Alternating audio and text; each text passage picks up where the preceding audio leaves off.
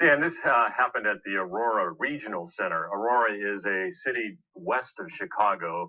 The regional centers are the ones who take over the aircraft after it's taken off and then talk to them during their flight path. What happened was that apparently, according to the Aurora Police Department, a man in the basement was found with self-inflicted wounds, non-gunshot wounds, but self-inflicted wounds, and there was also a fire.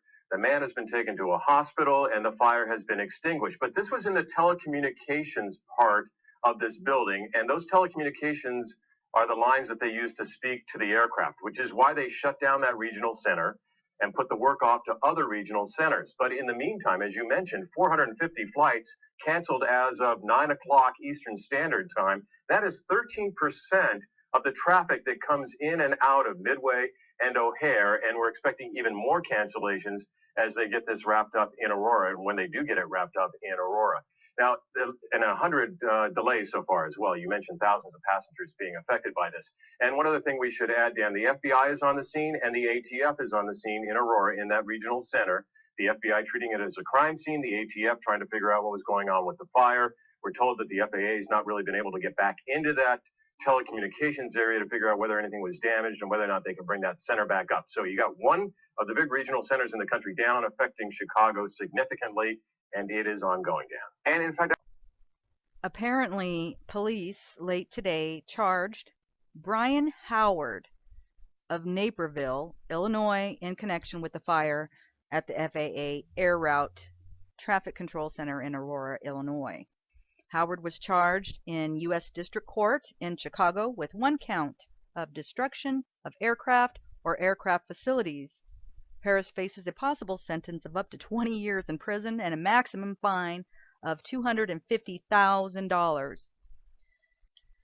According to the complaint, Harris allegedly entered the facility at 5:06 a.m. dragging a black, hard-sided rollerboard suitcase.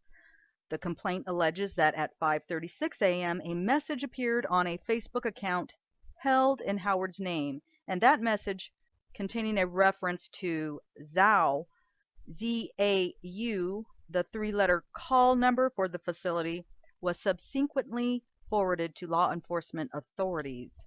Paramedics from the Aurora Fire Department responded to a 911 call at 5:42 a.m. by an individual at the facility, entered the basement, and followed a trail of blood that ultimately led to an individual later identified as Harris, according to the complaint.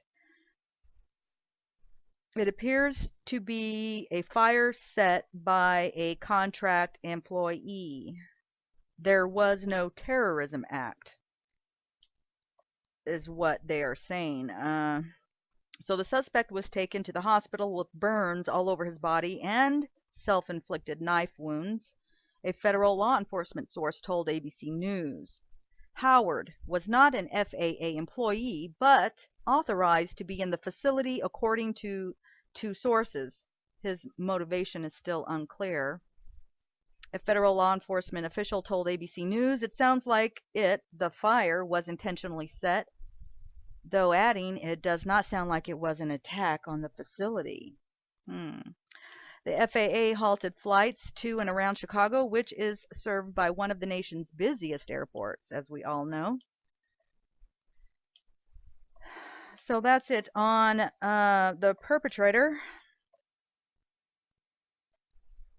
Break this news.